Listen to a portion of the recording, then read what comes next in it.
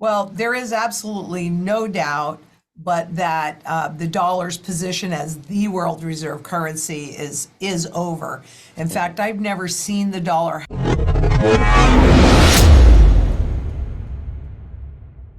Renowned economist and avid collector of gold and silver, Lynette Zang, is truly concerned about the future. For the human race, with the introduction of digital currencies controlled by central banks, or CBDCs, and other instruments of total dominance that have been openly announced or alluded to by the world's elites. The former investment banker claims that these tools are frequently presented as slight improvements to well-known instruments, leading people to accept them as such. However, as flawed as the current fiat system is, it is far different from a CBDC-controlled digital currency that could be easily manipulated with the push of a few buttons. Zang contends that we are on the cusp of ushering in a new era marked by CBDCs and extreme subjugation of the masses. Zang alerts investors to the risks of falling for the trap of international leaders and elites, which he claims entails giving up your freedom and democratic right to participate in national decision-making during the intense and enlightening debate. Zang also talked about the continuing U.S. banking crisis and how China and Russia are currently leading the fight for multipolarity. Before we listen to Zhang's interview, please take a moment to like this video, subscribe to the channel, and turn on the notifications. With the barrage of penetrating external and internal threats against the United States and the dollar's dominance on the international stage, Zang says it's time for every investor to take the exit ramp and stack up on gold and silver. According to the former investment banker, these precious metals equate freedom and liberty for all that hold them. Click the bell for more crucial professional investment advice on gold, silver, and copper. We value your feedback, so please feel free to share your thoughts in the space provided below. Your contributions help the YouTube algorithm, which allows us to keep producing videos for you to watch. Thank you and enjoy the video. Have this low, I think it's, I may not be exactly accurate, but I'll be pretty close. I believe that only 47%, the dollar makes up only 47% of global reserves now. I mean, that's like nothing.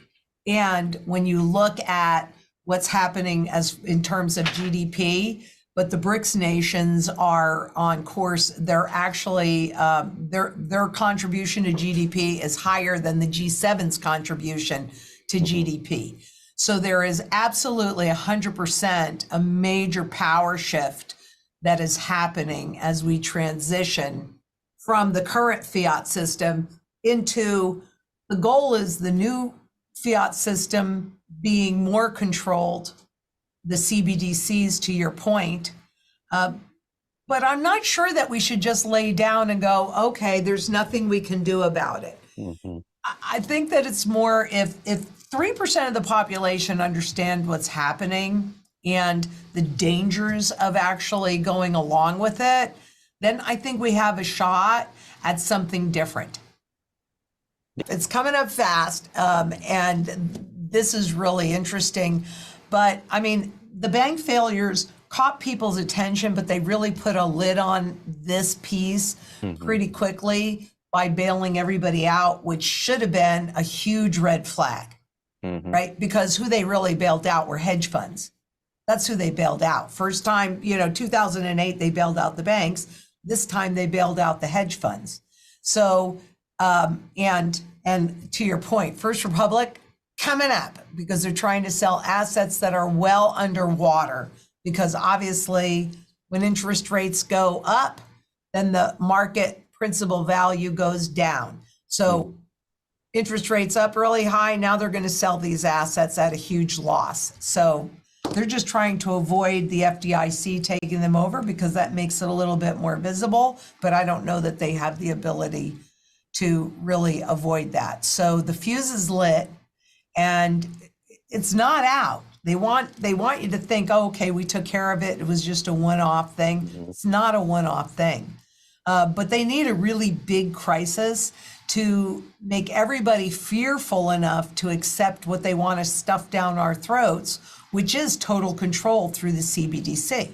Because they've even said, we can keep our finger on that button and tweak what our policy is 24/7. Well, I don't want a central bank to be doing that to me. They've done such a great job so far on robbing us of all of our purchasing power. And so I think one of the things I want people to know is you vote with your purse and your wallet, right? So if you keep all your wealth in the system, that's your vote. And that's what most people do, because that they've been trained to think of that as traditional, but it's not traditional. It's only in the last 100 years or so that it's traditional. The real tradition is physical gold and silver, because that's what protects your purchasing power. And you brought up Zimbabwe, and you brought up their new CBDC that they're saying is going to be backed by gold. So we have to see. But isn't that what happens 100% of the time when the public loses all confidence in the currency and in the system? Then the new currency that they come out with in order to get people to use it has some component of gold in there. So I think Zimbabwe is just showing us where we are headed. But 2022, they brought out the 1 ounce gold coin. Well, who can afford the 1 ounce gold coin in Zimbabwe but the 1%, the elites? The normal public, they can't. So presumably they're doing the CBDCs so that the general public, with whatever Zimbabwean dollars they're holding or other currencies that they're holding, can convert into a gold unit in this token.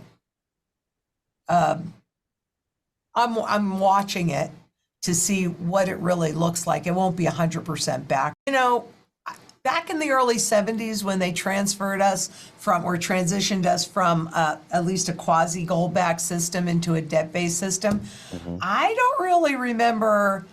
And I don't remember my parents or my aunts and uncles that would meet every Friday night and have these conversations where I learned a ton.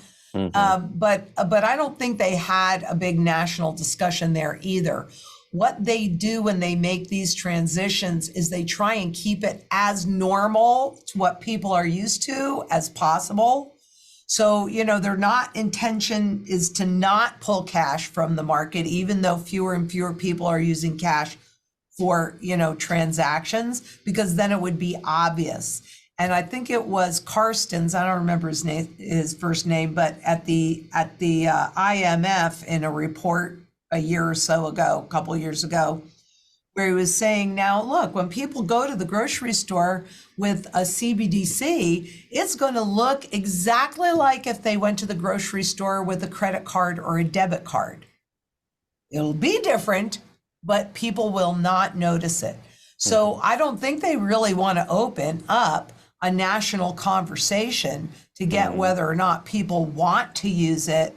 I think that the way that they typically do it is there's some major crisis, and I'm seeing all of the repeatable patterns, you know, war, civil rights, oil, energy issues, et cetera. There's a whole bunch of them, and every single one of them is in play right now. So if we get a major crisis that scares enough people, and I think what happened in 2020 was a test, right? What can we get away with? And then they're just going to try and make this transition, and hopefully people will adopt it. I mean, we all have those FedNow accounts. We all have them. They put them in what, 2019? That was the announcement, right? Well, you weren't planning on launching it until 2023. So why did you announce it and put everything in place in 2019, right? But then we have a crisis. I mean, we are definitely going into a recession. I mean, the Fed is definitely getting what they want with fewer and fewer people employed. You know, what, Disney is laying off a whole bunch of people now. UBS is laying off a whole bunch of people. So, I mean, because it is people asking for more money for wages because of inflation, that's what's causing the inflation. It's not all of their, you know, money printing that they've done or the way that they have chosen winners and losers and all that other garbage. No. So yeah, I certainly trust them. Even though Zhang's statements are negative, they are not impossible or unrealistic. At a recent meeting of the Council for Local Self-Government Development, Russian President Vladimir Putin talked about changing geopolitical dynamics and the trend toward a multipolar world. He said that the trend toward multipolarity in the world is inevitable and will only get stronger, and that those who don't understand this and don't follow this trend will lose. Putin added that this is as clear as the sunrise and that those who try to stop it will only have more problems than they already have. Sergei Lavrov, the Russian foreign minister, said the same thing to the people who attended the World Online Conference on Saturday.